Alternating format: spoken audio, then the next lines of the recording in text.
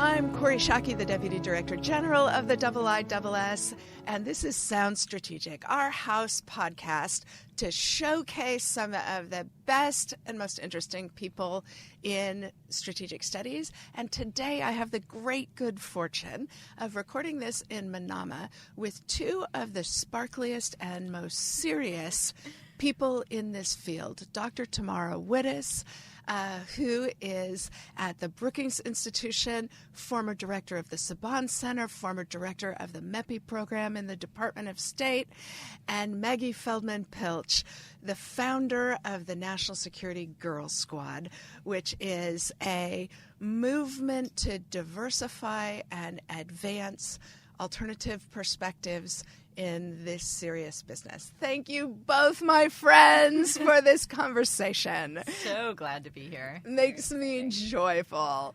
I want to start with you, Dr. Cofman Wittes. Give us a sense of what this moment is like in the Middle East. You see protests in Lebanon, protests in Iran, simmering fissures, governments growing more authoritarian in response to them, or as in Iraq, elites closing ranks. Is there anything generalizable about the unrest we're seeing? Wow. So it's unrest, but it's unrest that reflects and manifests really long simmering trends in the region, trends that governments have struggled and failed to confront effectively over a long period of time.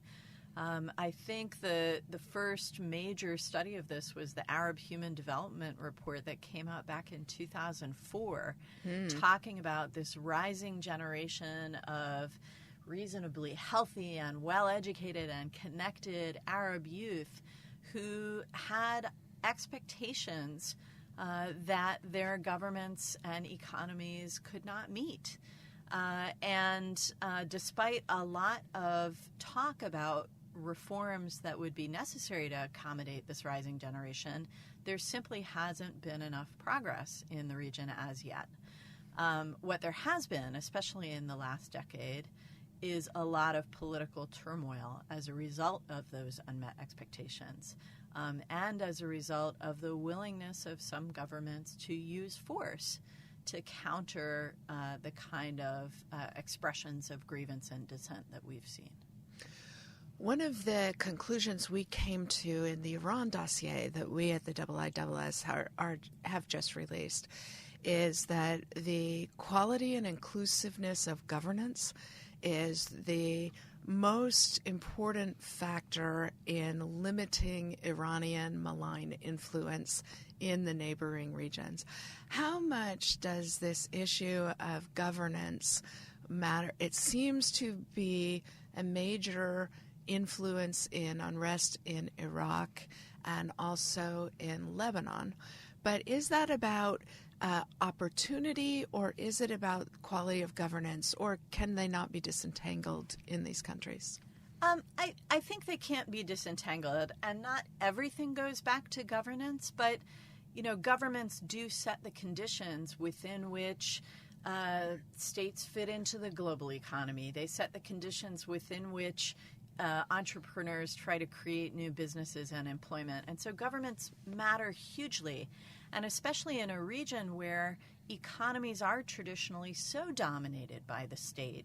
And in the oil-producing states in particular, there's very little private economy outside of the government-run energy sector. And so that's a structural challenge that governments have to take on. And I think different ones have tried to take it on in different ways. What I would say about the Iranian role is that from the beginnings of the Islamic Republic, they have proven themselves expert at exploiting the cracks within societies elsewhere in the region, finding those grievances and cleavages and driving wedges into them. And so you hear a lot of conversation today about the Iranian role in subverting politics inside Arab countries. And I think that it's quite correct of IISS to point out the importance of social cohesion in insulating and protecting a healthy society from that kind of external interference, and also from other forms of conflict and extremism that we see in this region, like Sunni Islamist extremism, which also exploits grievances and cleavages within society. I did a report for an Atlantic Council task force a couple of years ago that made a similar point, that the last decade of social grievance in the Arab world has just vastly expanded the opportunities for Iran, and Iran is very good at exploiting those opportunities. Mm-hmm. So, Maggie, I saw in your Twitter feed, which That's is where Maggie lives. It's not real life, just so everyone remembers. I thought your comments on the geopolitics you saw coming to Manama, somebody who's not a Middle East expert and has fresh eyes on the region. Talk us through those impressions, because I thought they were really very insightful. So, yes, this is my first time here. I'm not a Middle East expert by any means. And so I got to my hotel and I turned on the TV and found more than 24 channels, either in Russian language or variations of RT, Russia Today, and CCTV and CGTV News, which is China Global Television News. And it was surprising and, as an American, upsetting, but not as surprising as it should be, right? And particularly interesting was that on CGTV, they aired almost a 90-minute interview with AMLO, the relatively new president of Mexico, and we're really looking at the challenges he faces on the domestic side. And I don't know that I've ever seen a U.S. news channel do a 90-minute interview with anyone from Mexico or the Mexican government, and certainly not AMLO, and certainly not talking about transportation plans and how it may impact Mayan land, right? So from my perspective, what I really saw was a lack of the U.S. and even European presence, right? And in the last year or so, the more I've traveled, the contrast has become more stark. And the lack of presence and voice from the U.S. is not just on policy, right? It's on information, too. And if you're an everyday average person, maybe you're not on Twitter as much, but you're certainly turning on your TV. So it was shocking, but not as shocking as it should be. Yeah, I think in particular in the Middle East, the United States is over-invested in the use of hard power and high politics, and dramatically under-investing in the kind of social capital that people yearn for, whether or not governments think they're good influences, and it's a much less expensive form of American power, a much more accessible and inclusive form of American power. Dr. Wittes, talk about some of those methods. You worked on these things. Yeah, I think about this too, not just in the context of rising powers who are expanding their soft power engagement and their diplomacy and their hard power engagement, by the way, around the world. And this part of the world here in the Gulf, where there are opportunities for investment, there are opportunities, really a huge need for infrastructure development. There's a lot of reason for economies of rising powers to make themselves known here and be present here. But I think part of the imbalance that Maggie observed is due to what happened at the end of the Cold War, which is that the United States had these very sophisticated, well-resourced soft power tools that it used through the course of the Cold War conflict, and then in the search for a peace dividend, dismantled or downsized them extensively.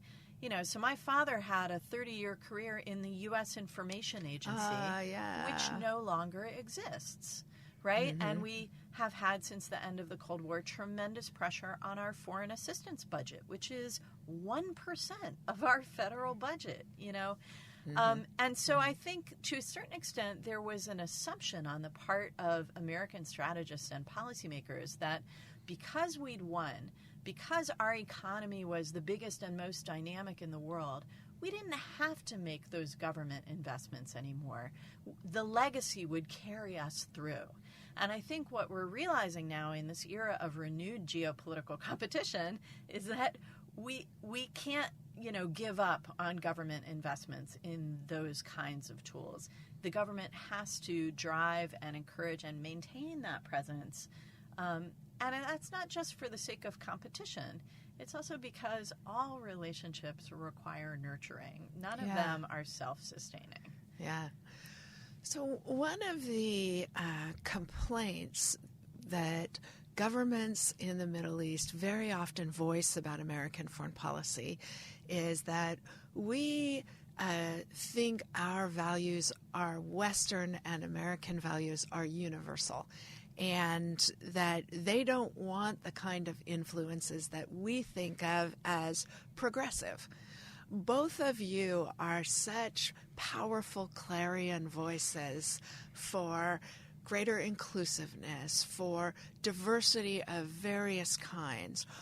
What advice do you have to offer about navigating relationships where there is resistance to the kinds of values that encouraging and acknowledging and celebrating diversity bring?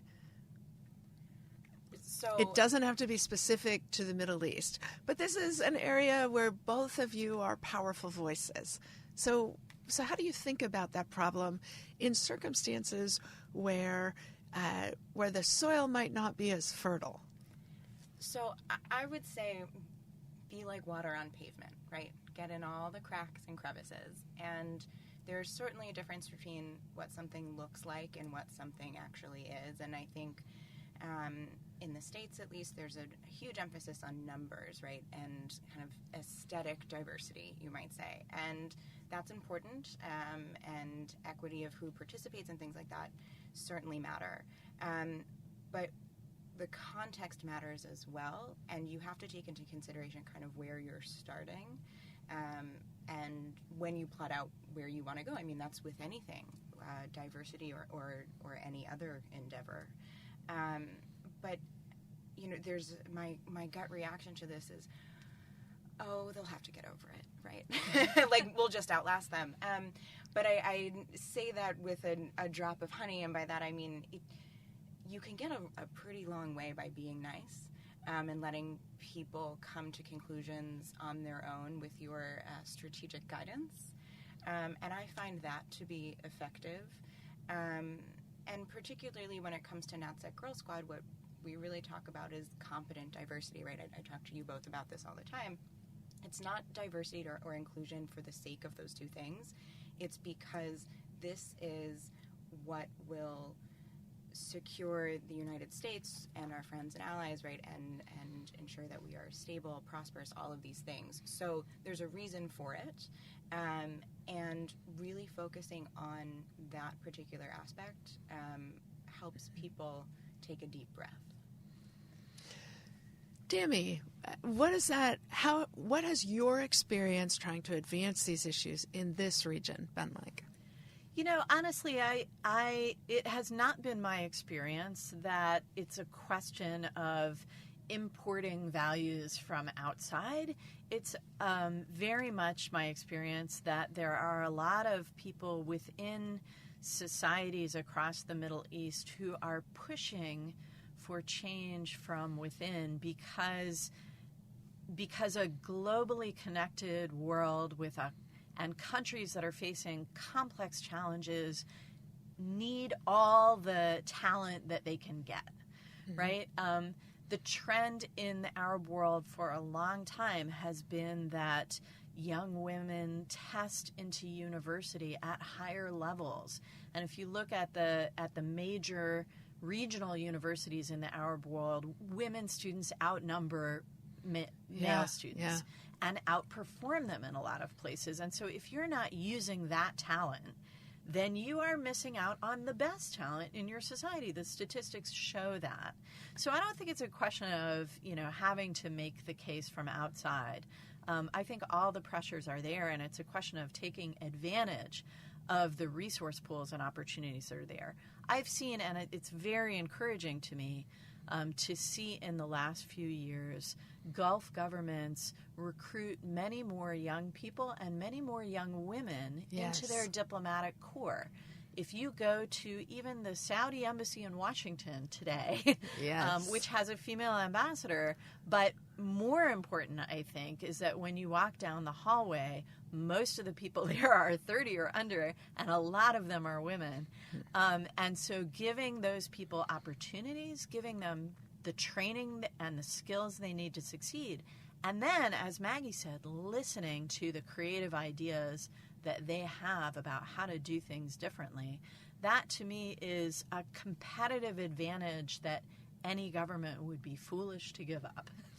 That's such a magnificent and constructive way to think about it. What I noticed working for the 151 dedicated people of the IISS is that diversity is a problem-solving requirement. Yes.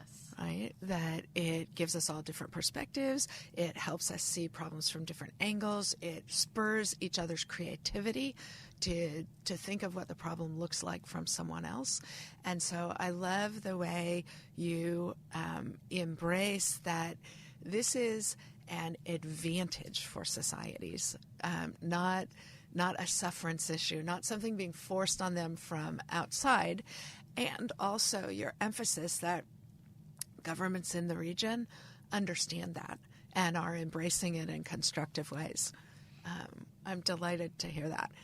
Let me ask you another question back to the politics of the region. I mean, Maggie's very good point about lots of Russian and lots of Chinese on TV. Russia's intervention in Syria kept Assad in power.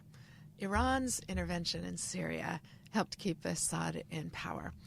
Is there, do you think, the potential for nationalist backlash or negative repercussions from, many national security commentators are saying the Russians are geniuses. And that may well be true, but what we noticed in the Iran dossier is that Iranians are now, the Quds force and the Iranian government are associated with corruption and repression because that's what they have endorsed in Syria.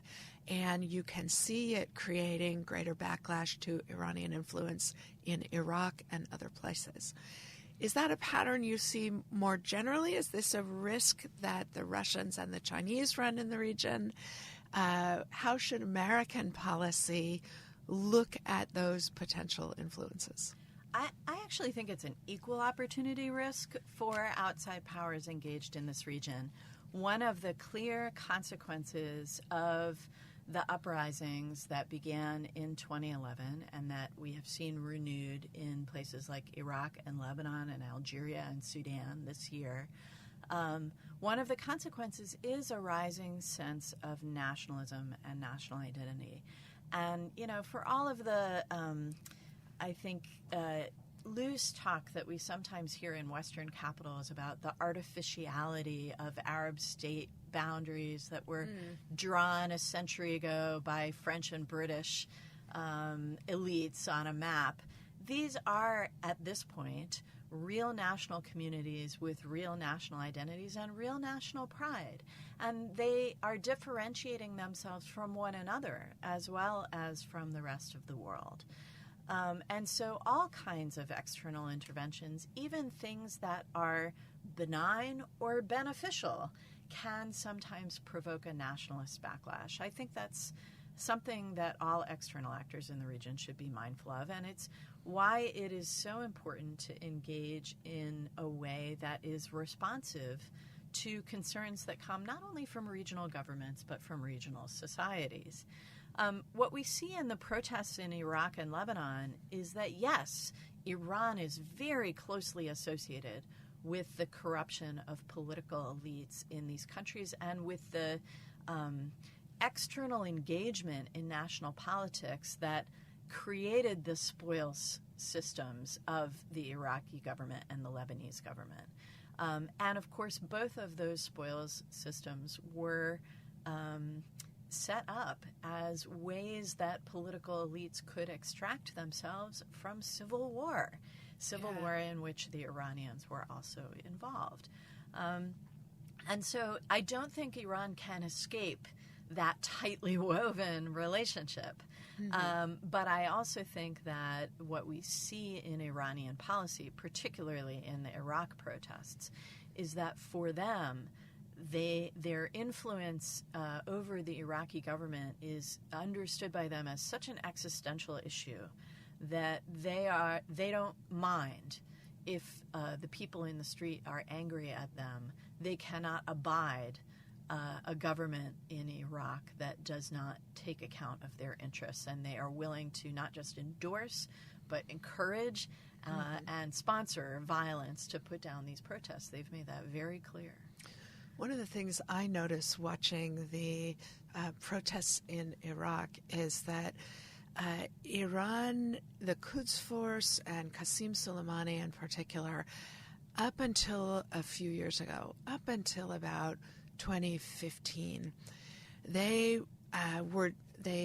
this was a sovereign asset for the government of Iran because it had deniability, right? That they wanted to be seen by the United States, by Israel, by other powers as dictating the terms in Iraq, but they didn't want to look that way to Iraqis.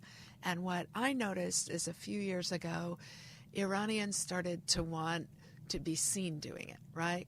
Soleimani posing for pictures all over the place, a lot more visibility to their actions. And with visibility comes accountability. Indeed. And it looks to me like that the natural limitation of this tool that for Iran, it's their tool of choice. It has made the investments in weapon systems by countries like Saudi Arabia and the UAE much less relevant than those governments or the United States believed that would be.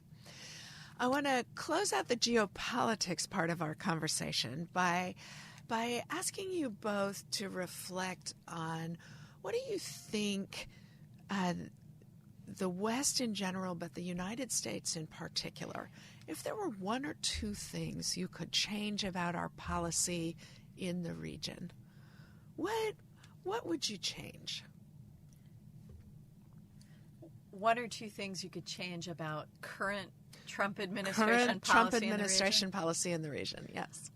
Well, I think the biggest thing I would like to see is clarity and consistency. I think that that's what I hear from just about all of my regional interlocutors, no matter what their views may be on specific issues. It's the changeability, the capriciousness of American policy over the last couple of years is the thing that troubles them the most and makes them feel the most uncertain about the reliability of their partnership with Washington.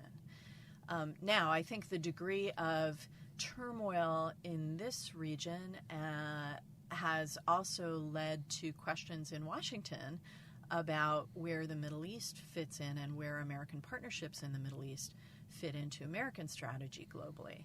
And so that questioning on both sides can only be resolved through honest conversation that both sides invest in to clarify what the shared interests are and what each side of the partnership is willing to put into furthering that interest. And so, I think this is a moment when we really do need to go back to the fundamentals and commit ourselves to frank conversation to come to clear understandings. I mean, I would agree with that, unsurprisingly, right? And add that it would be quite useful if the people in charge of that clarity knew what they were doing and maybe had some expertise in the area. What are you suggesting, I'm Maggie? not sure. You know, I am deeply obsessed with who's in the room. And there are some fabulous minds and incredibly competent people who could do good work here, and I would love to see those people have the opportunity to do good work here. Since you used the word opportunity, Yes. I want to talk about NatSec Girl Squad. Sure. I want you to give us a sense of what motivated you to start the organization, what your ambition is for the organization. So it's almost ironic to have this conversation with the two of you because you're pretty much why, right, I started NatSec Girl Squad. I was like, well, they're cool. I'm going to do that. And, you know, I moved to Washington with a very clear plan to become Leo McGarry from The West Wing. And it is actually much harder than you would expect to show up with no plan and become the chief of staff at the White House. And I know what I'm good at, and I also know what I'm not good at. So I'm good at connecting people and figuring out what I need, and also, again, knowing what I'm not good at, and knowing where I need help and how to ask for help. And so I was looking for some mentorship, like a formal program to help me figure out my life, and reached out to a few nonprofit organizations that focus on women in foreign policy and defense. And nobody had a mentorship program, but about 300 other women said, hey, if you find one, can you let me know? Because I'm also looking. And so a listserv was born. And that was a few years ago now, and it's much larger today. And we're really focused on building competent diversity in national security and defense. So for us, that means not telling anybody what success looks like, what it means to be a woman or an ally in this field, but saying we want to empower and ensure that you are able to define success for yourself and help you get there, and also recognize that that definition is going to change over time, and we want to help you let it change and keep being successful throughout your life. So we are a B Corp, which for those not familiar means that we are a social impact for-profit entity, and we have a nonprofit that right now doesn't do anything because there's only one of me. But we are really focused on building expertise, building confidence in that expertise, and then the part I love the most, frankly, aside from hanging out with all of the members, is how do we have sustainable, repeatable institutional change? So working with mission-driven businesses and organizations and governments to say, here's what works and here's what doesn't, and even if we don't know the answer, let's just keep trying. Tamara, I love the work you did at Brookings for helping all of the rest of us understand how to get diverse applicant pools, because very often the excuse for lack of diversity in selection, particularly in high-level jobs, is that, there were no qualified applicants. Talk to our listeners about some of the ways you've identified that all of our institutions can improve. Absolutely, but first I want to say two things that I love about NatSec Girl Squad and why I think it is such an important addition to the field. The first is that it is such a vibrant, talented, knowledgeable group of women who are coming into the field. They're at the entry phase of their careers. And so for all of the people who have said to me for 20 years, well, there's a pipeline problem, I don't know where all these women are, NatSec Girl Squad is saying, here we are. And so it just, knocks that one off the list right away on the list of excuses. And I thank you for that, for mobilizing this tremendous group of women. But secondly, I think that, coming from the perspective of somebody who has been in the field for a while and tries in the ways that I can to help bring more women into the field, I think a lot of the existing organizations were people like me kind of looking down the pipeline and saying, how do we pull people up?